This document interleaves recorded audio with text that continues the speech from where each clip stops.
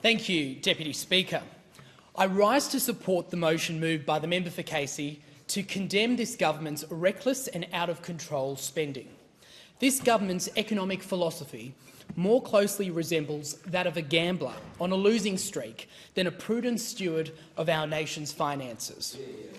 Government spending must be targeted, effective and efficient. Labor continues to act entirely out of self-interest, piling on debt with no regard for the generations to come who will ultimately foot the bill.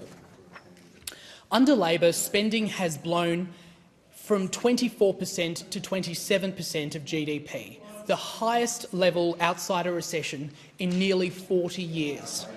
Labor's taken a blowtorch to the fiscal guardrails that every responsible government of either persuasion has used and respected for decades. Treasury officials have confirmed there are no quantifiable fiscal rules guiding Labor's budgets. No speed limit, no seatbelts, just a blank cheque and a Treasurer who thinks budgetary discipline is optional.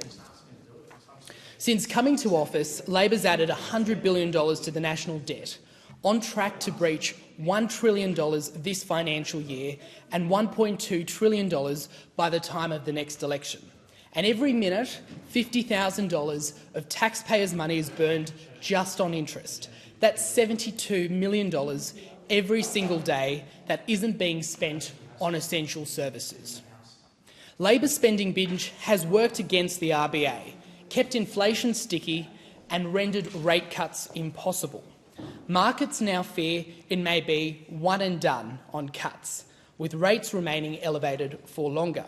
When Labor spends, Australians pay. First, they ditched the rulebook and reached for your wallet when they floated their tax on unrealised gains in super, opening the door to taxing theoretical profits because they're desperate to feed their spending habit. This wasn't just poor policy. It crossed a line and set a dangerous precedent that spooked savers and retirees. A government that cannot live within its means will always go looking for new ways to live within yours. It's not just the size of spending, it's the quality. Despite the splurge, growth hasn't improved. My constituents in Macpherson feel no better off, and Australia has endured multiple quarters of per capita recession. In failing to rein in its spending, Labor are betraying the young Australians who will be left to service an ever-expanding debt. On behalf of my community, I plead with the government to restore the quantifiable fiscal rules that every government of either persuasion has adopted and heed the warnings of leading economists.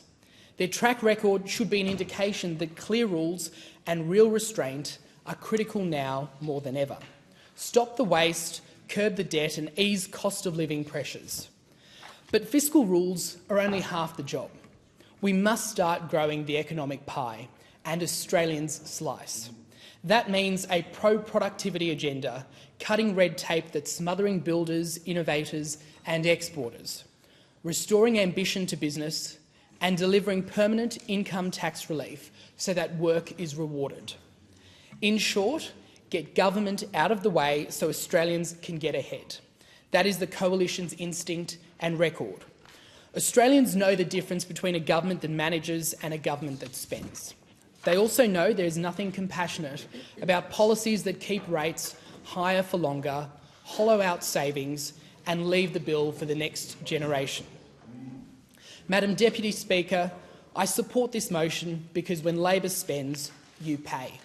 The Coalition will deliver discipline, lower taxes and stronger growth so Australians can thrive. That is our promise and that should be the government's as well.